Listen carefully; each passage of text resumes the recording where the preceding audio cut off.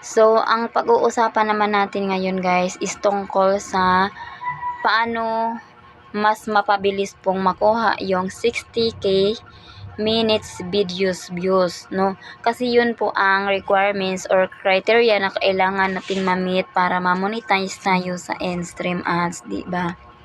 So, bibigyan ko lang kayo ng tips, no, based on my experience, no. So, una guys, post lang kayo ng post ng video guys, araw-araw. Kahit reels guys, no. Kasi ako noon guys, reels lang po ang ina-upload ko. Reels lang po ang video ko, pero na-monetize ako. Pero mas maganda din guys, no, na mayroon po kayong long video na hindi pa kayo monetize sa in-stream ad. Kasi mas maganda po yun guys na mayroon na kayong long video bago pa kayo ma-monetize. Pero kung mahirapan kayong gumawa ng long video, so reels lang muna guys, no. Sa akin po kasi noon guys, reels lang po yung pinost ko araw-araw.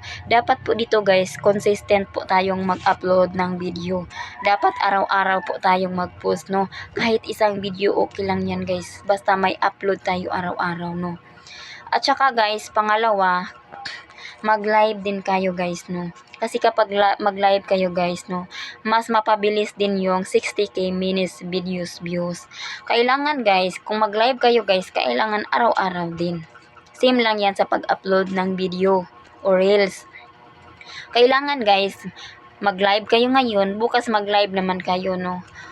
Pero depende na sa inyo guys kung ilang minuto yung live na gusto nyo, no. Pero mas maganda po guys is 60 minutes yung live nyo, no? Yun po ang mahaba.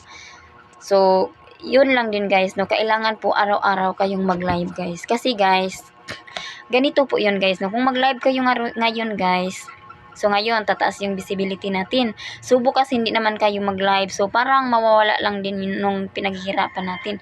Dapat ito guys, consistent po tayo, no. So, at saka guys, ito yung pangatlo guys, no.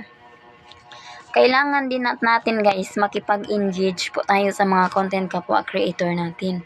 Kasi alam naman natin ganyan guys, no. Kung ano po yung ginagawa natin sa kapwa content creator natin, yun din ang babalik sa atin.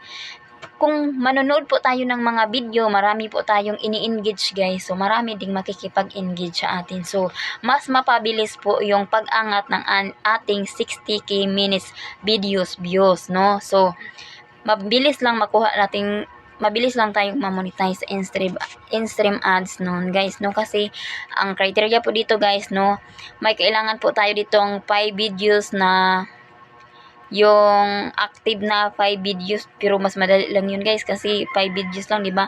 So marami na po tayong post sa reels, di ba? Marami tayong video na makukuha kasi araw-araw po tayong mag-upload. At saka guys, yung 5k followers, no, kung hindi pa umabot ng 5k followers nyo, so paramihin nyo muna yun.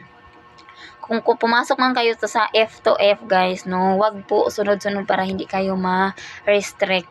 So bigyan nyo lang ng kahit 2 minutes or 3 minutes para hindi kayo ma-restrict, no. So, para tuloy-tuloy po yung pag F to F nyo kasi yun po ang ginagawa ko noon, no. Kasi po guys, kapag mag F to F kayo niya, sunod-sunod ma-restrict po yung account nyo. So, hindi kayo makafollow nun at makipag-engage, no. So, yun lang po guys, no. Sana may maitutulong po ito sa inyo at huwag kalimutang i-share ang video ko.